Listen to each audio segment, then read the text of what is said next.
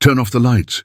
Silence your phone. What you're about to discover will shatter everything you thought you knew about New Orleans.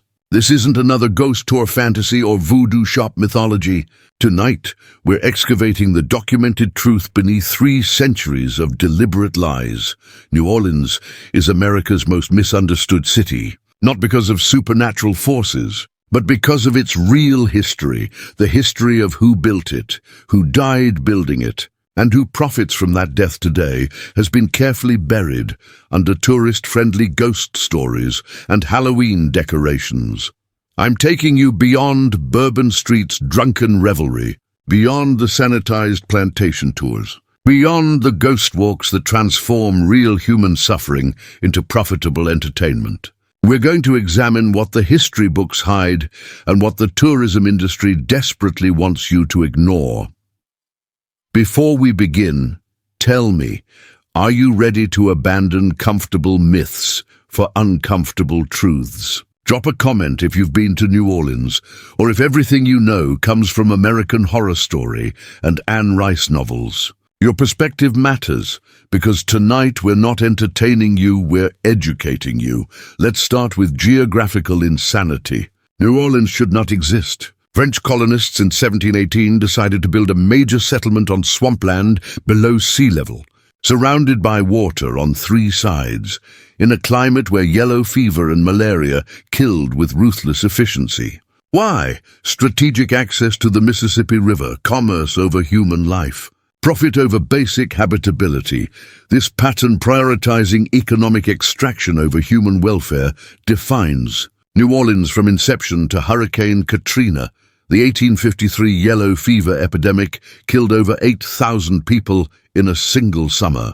More than 5% of the entire population died in months. This isn't folklore. It's documented in medical journals and cemetery records. Bodies floated to the surface when buried in waterlogged soil. The stench became so overwhelming that wealthy residents fled entirely, leaving the poor and enslaved to face the fever alone. But disease was just one killer. Between 1719 and 1860, New Orleans served as one of North America's largest slave trading ports. Hundreds of thousands of enslaved Africans passed through this city, violently torn from their homelands, sold like livestock in markets designed to separate families and break resistance. This is the foundation upon which New Orleans was built. Not romance, not a mystery. Systematic brutality documented in ship manifests, auction house records, and the testimonies of those who survived. Everything you think you know about voodoo is a weaponized lie. The dolls, the zombies, the evil priests, all of it is either complete fabrication or grotesque distortion designed to dehumanize enslaved peoples and justify their enslavement. Louisiana voodoo emerged from sophisticated West African Vodun practices. The people who brought these traditions weren't primitive savages. They came from societies with complex theological frameworks, advanced herbal medicine, and well-developed spiritual systems. This deserves repetition because centuries of racist propaganda deliberately obscured it.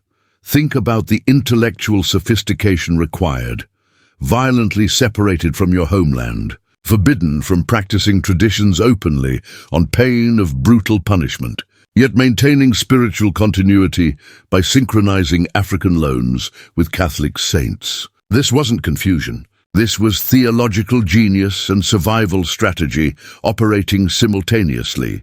Saint Peter, holder of heaven's keys, aligned with Papa Legba, the Loa who opens gateways between worlds. The Virgin Mary corresponded to Ursulae, Loa of love and femininity. This represents extraordinary creativity under impossible oppression. Yet Hollywood and the tourism industry transformed this legitimate religious tradition into racist caricature. Animal sacrifice, which occurs in Judaism, Islam, and other worldwide traditions, was painted as savage when practiced by people of African descent. The zombie myth, if it has any historical basis at all, represents criminal abuse of tradition, not normative practice. The voodoo doll has almost no connection to actual Louisiana voodoo. It's primarily fictional invention, retroactively projected onto the tradition. Today, real practitioners, actual mambos and hungans, still maintain these traditions while battling constant stereotypes that affect real human beings. Meanwhile, French quarter shops sell fake voodoo merchandise to tourists who cannot distinguish authentic spiritual practice from commercial exploitation. They call her the Voodoo Queen.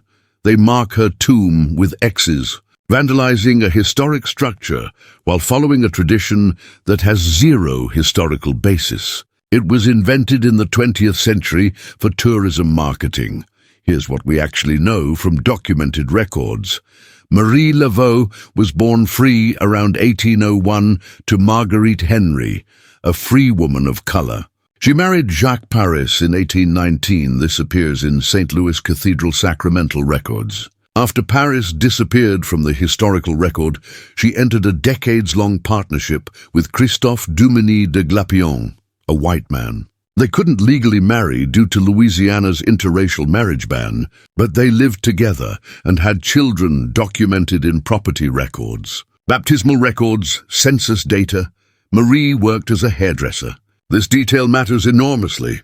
As a hairdresser, she entered the homes of wealthy white women, heard their secrets, fears, and desires. The intelligence she gathered, combined with her position as a free woman of color who could move between white society, free people of color, and the enslaved community, gave her extraordinary social power. Contemporary accounts suggest she practiced voodoo and achieved remarkable influence, not through supernatural powers, but through intelligence networks, psychological understanding, herbal medicine knowledge, and ability to navigate complex social hierarchies. Was she a genuine spiritual practitioner or a brilliant strategist using belief systems to accumulate power? The answer refuses simple categorization. She likely held genuine spiritual beliefs while being pragmatic enough to recognize their leverage. This is sophistication, not hypocrisy. Marie Laveau died June 15, 1881, documented in civil death records and newspaper obituaries. But the legend that grew after her death bears little resemblance to the historical person. She's been credited with supernatural powers she never claimed, obscuring her actual achievements. A free woman of color who achieved remarkable influence in a brutal social system through intelligence, not magic. Acknowledging her strategic brilliance honors her far more than any supernatural legend ever could. Fred Royal Street. This address represents documented historical atrocity, not a ghost story. Real human beings suffered real torture here. I will not sensationalize their suffering, but I will not look away either. Because comfortable distance from historical horror allows it to repeat. Madame Delphine Lalaurie, born into prominent white Creole society around 1787, married physician Louis Lalaurie in 1825. By the 1830s, they resided in the Royal Street mansion and were respected members of the New Orleans elite. In 1833, a neighbor reported witnessing Madame Lalaurie chasing an enslaved girl across the mansion's roof with a whip. According to the account, the child fell to her death attempting to escape. Court documents record this. Lalaurie was fined and required to sell 9 enslaved people at public auction. However, these individuals were reportedly purchased by relatives and secretly returned. On April 10, 1834, a fire broke out in the mansion's kitchen. When neighbors and officials entered, they encountered an enslaved woman chained to the stove who stated she had deliberately started the fire, preferring to die than continue living under Lalaurie's treatment. Further investigation led to a locked attic space. What they found is documented in the New Orleans Bee newspaper on April 11, 1834, multiple enslaved people in conditions suggesting systematic torture over an extended period. The discovery sparked outrage even in a slave society accustomed to violence. This tells us something crucial. What occurred at the Lalaurie mansion exceeded even the brutal norms of 1834 New Orleans. Madame Lalaurie fled to France, where she died in the 1840s. Here's what should disturb us most. We don't have complete documentation of the victims' names. The newspaper accounts mention multiple people, but society didn't value the lives of enslaved people enough to document them thoroughly. These people deserve to have their names remembered, but the historical record has left us with evidence of atrocity without complete information about those who experienced it. Today, the mansion is featured on virtually every ghost tour, subject to countless sensationalized accounts. The horror film, American Horror Story, Coven portrayed LaLaurie as a vain socialite, torturing enslaved people for eternal youth through their blood. Complete fiction with no historical basis. The real question, is it appropriate to profit from atrocity? Does framing systematic torture as a ghost story trivialize real suffering? The victims are rarely centered. They existed as full human beings with dreams and interior lives, but the historical record reduced them to bodies that were harmed. Popular culture has further reduced them to ghosts haunting a building.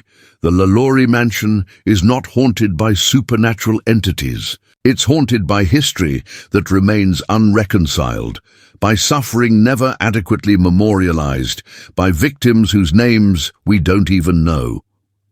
St. Louis Cemetery, number 1, isn't a cemetery, it's a city. A city of the dead built above ground because New Orleans hydrology refuses to release what's buried beneath. The explanation isn't supernatural, it's a geological necessity. New Orleans sits on River Delta with a water table less than 2 feet below the surface. During floods, coffins buried underground would float to the surface. This is documented in engineering reports and newspaper accounts describing the horror of coffins surfacing after storms. The above-ground tomb system solved this problem practically, but it created a visual landscape unlike anywhere else in America, where mortality becomes an inescapable presence rather than hidden reality. The tombs tell stories of social hierarchy made visible in stone. Family tombs for the wealthy. Society tombs constructed by mutual aid organizations for immigrant groups. Wall vaults called ovens due to their appearance provide the least expensive burial option. Stacked like apartment buildings for the dead, the process locals call baking allows a single tomb to accommodate dozens across centuries. After a year and a day, the tomb can be reopened, previous remains pushed back, and a new casket placed in front. The intense heat literally reduces previous remains to fragments. Marie Laveau's tomb has become the most visited, most vandalized site covered in X marks, lipstick kisses, offerings, graffiti. This tradition of marking 3 X's and making a wish has no historical basis in anything Marie Laveau practiced. It emerged in the mid-20th century as New Orleans marketed itself as a supernatural tourism destination. It is vandalism justified by invented folklore. The irony, people claim to honor Marie Laveau by vandalizing her tomb in ways she never requested, following practices she never taught, demonstrating they care nothing for the actual historical person and everything for the commodified legend. Purchasable on Ghost Tours, August 29, 2005. This date doesn't mark a natural disaster. It marks governmental failure that killed at least 1,833 people. Infrastructure inadequacies known for decades produced catastrophic consequences. Systemic inequalities determined who lived, who died, who could evacuate, who was abandoned to drown. New Orleans' vulnerability to catastrophic flooding was well documented before Katrina. Engineering reports dating back decades identified weaknesses in the levee system, yet necessary investments weren't made. This failure had consequences measured in lives lost and communities destroyed. When Katrina's storm surge overwhelmed inadequate levees, approximately 80% of New Orleans flooded. Tens of thousands of residents, primarily poor and predominantly black, lacked means to evacuate. They sheltered in the Superdome and Convention Center under appalling conditions while federal emergency response was catastrophically inadequate. The racial and economic dimensions cannot be separated from the physical dimensions. Neighborhoods that flooded most severely and recovered most slowly were predominantly black and poor. Residents with the least resources to evacuate, rebuild, and survive bore the brunt of suffering documented through census data, damage assessments, and demographic analysis. Approximately 1 million people were displaced from the Gulf Coast. New Orleans' population dropped from 455,000 before Katrina to under 230,000 in 2006. Many never returned. The city's black population declined from 67% to approximately 60%, as many displaced residents, predominantly black and poor, couldn't afford to return or found their neighborhoods hadn't been rebuilt. Within months, the ghost tour industry began incorporating Katrina into narratives. Stories of Katrina victim ghosts appeared. Disaster and recent deaths became content for supernatural tourism. Here's what this obscures. Katrina wasn't a ghost story. It was a preventable disaster resulting from choices about resource allocation and social priorities. The ghosts of Katrina, if we must use that language, are unresolved policy failures, unlearned lessons, ongoing inequalities, and people whose deaths could have been prevented. Recovery has been profoundly unequal. Some neighborhoods exceeded pre-Katrina levels. Others remain largely abandoned. Gentrification transformed neighborhoods, making housing unaffordable for long-time residents. The city that exists now differs demographically, economically, and culturally from the one before Katrina. Yet New Orleans continues facing existential threats. Climate change brings increased hurricane intensity, sea level rise, coastal erosion. The same vulnerabilities Katrina exposed remain, with new ones emerging. Scientific projections suggest parts of New Orleans may become uninhabitable within decades. Without substantial infrastructure investment and addressing social inequalities, future disasters will likely produce similar outcomes. New Orleans is not America's most haunted city. It's America's most misunderstood city, a place where genuine cultural complexity has been systematically oversimplified, where profound spiritual traditions have been reduced to tourist kitsch, where real suffering has been transformed into entertainment. The real haunting isn't supernatural. It's an unresolved history, systemic injustices, policy failures that continue making the city vulnerable, economic inequalities rooted in slavery's foundation, everything we've examined tonight, the death culture, the spiritual traditions, the magnificent resilience emerged from and in response to extraordinary suffering. Celebrating resilience without addressing the systems that made it necessary risks making virtue of necessity. What do we owe the dead? Not sanitized memorial or entertaining ghost stories, but accuracy, respect, and acknowledgement that their lives meant something beyond utility to our entertainment. We owe them engagement with the systems that shaped their lives and deaths. We owe them commitment to ensuring future generations don't face the same injustices. If this investigation gave you something deeper than ghost stories, if you're ready to understand cities in their full complexity rather than accepting simplified narratives, subscribe for more deep dives that refuse to transform suffering into spectacle. Share this with someone ready to look beyond tourism marketing to documented reality. And remember, every place has depth that superficial engagement cannot access. The question is whether we care enough to look deeper. The cities of the dead are not waiting for us. They're already here, demanding we finally see what they represent. Not entertainment, but truth about who we are, where we came from, and what kind of future we'll create with the knowledge we now possess. That truth is New Orleans' gift to those willing to receive it. The question is, are you willing?